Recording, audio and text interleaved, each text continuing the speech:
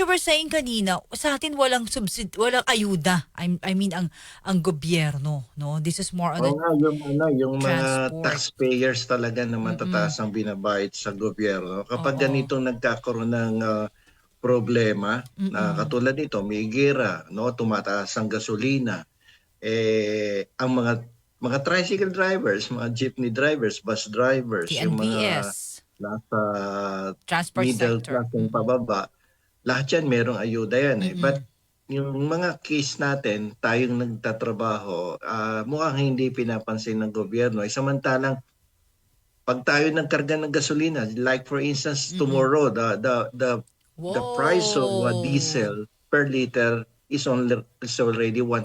102 to 104 pesos per liter, from Whoa! 40 pesos to 50 pesos per liter. Grabe. Pero mo, hindi mo ba iindahin yan kahit may pera ka sa bulsa?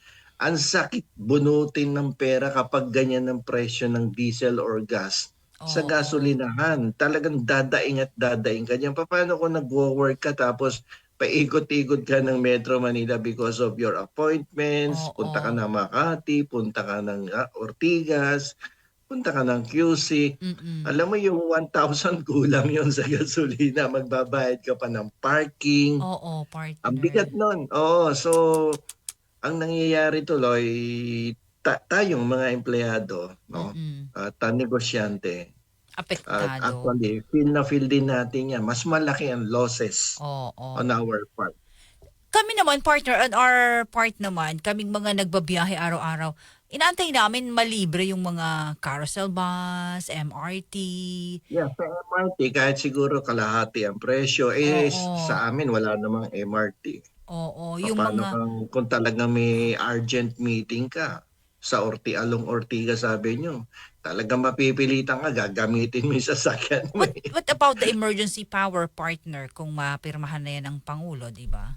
Hindi, sabi nga natin previously doon sa ating discussion, the emergency power of the president will only lessen the burden of the consumers, no? But Oo. it will not take control of the prices, because there is this itong Downstreaming Oil Deregulation Act of 1998, na Oo. kung saan mas priority nito yung maging competitive sa market ang presyo ng mga langis, krudo, gasolina. Mm-mm. So hindi pa pwedeng kontrolin ng gobyerno ang presyo ng langis. Batas yan eh. So doon pumapasok yung law of supply and demand. Aha. Otherwise, kung babalik tayo sa dating sistema nung before 1998, na kung saan meron tayong oil stabilization fund, no? Mm-mm. Na kung saan kapag tumataas ang presyo ng langis sa buong mundo, Oo, partner. ang gobyerno ay nagbibigay kaagad ng subsidy para Mm-mm. hindi tumaas ang presyo, kinokontrol ng Yun, gobyerno ang oo. presyo ng gasolina or diesel. Correct. Oo, Pero naging oo. problema prior to 1998 is that nauubos yung pondo ng gobyerno, that instead of allocating these funds to For, education, to health, and oo. other social services, napupunta sa subsidy ng gasolina at ng langis. Pag bankrupt ang ekonomiya mo, nakokontrol mo Oo. nga, Pero, depleted naman ng budget mo, ng gobyerno, mauuwi sa bankruptcy yan. Pangalawa, mm, kapag kinontrol mo ang presyo ng langis, ng gasolina, do mm-mm. you think the big oil companies will continue to operate? Definitely, they won't.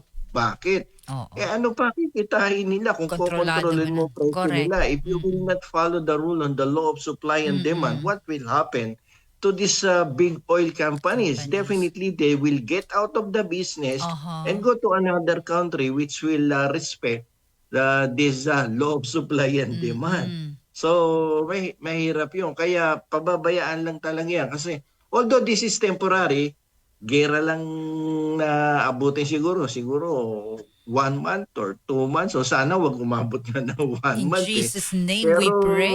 Nako, ito oo. ay dala ng gera sa Sa Middle Middle East. East. Pero sana wag na nga umabot ng matagal. Nako, So Diyos hindi ko. maiwasan talaga to eh, no? Walang pwedeng sisihin dito eh. Walang pwedeng sisihin dito. Pero Dahil ito ay ito ay force majeure to eh. oo. Pero pa yun nga sinabi mo, kung may control nga lang sana ang gobyerno, no? Hindi na, Hindi pwedeng kontrolin ng gobyerno, pwedeng bawasan ng gobyerno o suspindihin ang excise tax, yun na but lang they talaga. cannot control Control. or fix the price of the gasoline. Otherwise, business people will get out of the market. Oh, and the Eh economy lalo naman. tayong Oo. ganito yan, kinontrol mo yung presyo ng gas, Mm, ng langis, mm, ng crudo. Sige, napababa mo. mm.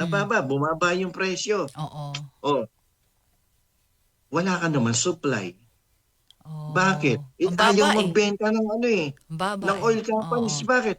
Eh, malulugi sila pag Oo. binenta nila yung Mababa. langis at gasolina nila. Bakit? Eh, ang baba ng presyo eh. Sabi ng Mm. gobyerno, o ibalik sa 50 pesos per liter. Eh, kung ikaw yung oil company, papasok ka sa merkado? Ay, hindi Hindi. ako papasok. Kaya nga Ano ako yan? nagnenegosyo para Sugal? kumita ako eh. Ano yan? Di Sugal? ba? Kawang gawa? Hindi, Di hindi, ba? hindi yan, hindi Oo. papasok sa sure na matatalo siya sa Oo, oo, negosyo. So, oo. meron kang mababang presyo, wala ka namang supply. Wala ding mangyayari sa buhay mo. 'Di ba? Oo, You have these very low prices of the commodities but you oo. do not have the supply of the gasoline. What Mm. will happen to the economy? It's going to be a bankrupt economy. So, ang pagdadasal na lang talaga natin dito, itong si Trump tumigil na sana sa kakagera sa Iran. No, kausapin na lang Iran. Ano bang Mm. meron ba kayong nuclear weapons diyan na pinoproduce? Yan lang naman ang ayaw namin. Itigil niyo na yan. Ayos na tayo. Eh, paano Yun kung lang ayaw, naman ang ayaw nila eh. kung ayaw pumayag ng Iran, partner? Yun ang problema. Kung ano alternative solution ng diyan ng US tsaka ng United Nations Security Council kung hindi papayag ang Iran. Ang tangi lang naman paraan diyan magkaroon ng economic sanctions. Kumbaga, sige may langis ka. Oo. Total 20% lang naman ang gagaling na crude at langis sa iyo eh. Yung Mm. iba naman galing sa ibang bansa. O Mm. economic sanction ka, puro langis lang kayo, wala kayong pagkain. O paano kung di Ah. namin kayo supplyan ng pagkain at tubig? Desert yan lugar nyo eh.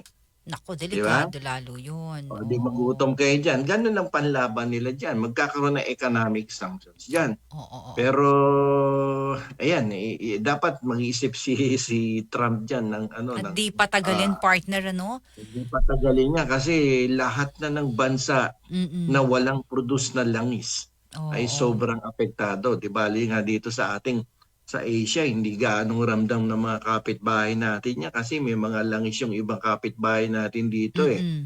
Hindi katulad natin na hanggang ngayon hindi pa natin nade-develop yung mga natural resources natin pagdating sa langis, crudo, di ba? Oo, partner. Pero doon sinabi mo kanina, dapat tayo ng mga taxpayer din pala, partner, nalimutan ko.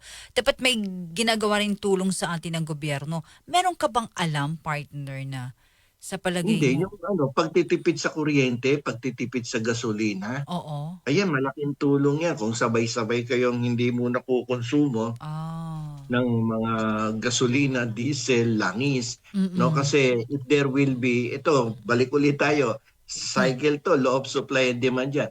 Kapag konti ang demand, siyempre, medyo bababa ang presyo. Oo. Law of supply and demand yan eh. Eh ngayon, malakas ang demand for the gasoline, for the oil. O, Oo. definitely tataas ang presyo kasi mas malakas ang demand as compared with the supply. Walang supply, may shortage of supply. So Oo. kaya bumibirit yan ng sobrang taas kasi there is a shortage of supply ng mga langis at crudo Crudo. coming from the Middle East.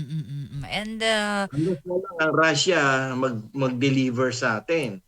yeah. Yun, may sanction tayo dun kasi kakampi tayo ng Amerika eh. Oo.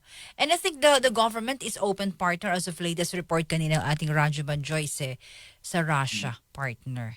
At Yeah, pero yan, siyempre tulungan yan ng mga lahat ng bansa kung Mm. magkakatulungan. No? Sige, doon na tayo kumuha sa Russia no? Oo. Para alternatibo Oo. para sa kakulangan na nanggagaling sa Iran. So Mm. dapat may cooperation din diyan ang Amerika kasi Amerika. medyo may hindi din magandang samahan yan eh. Oo. Yun lang. Attorney Beno, law and beyond. Learn the law, know your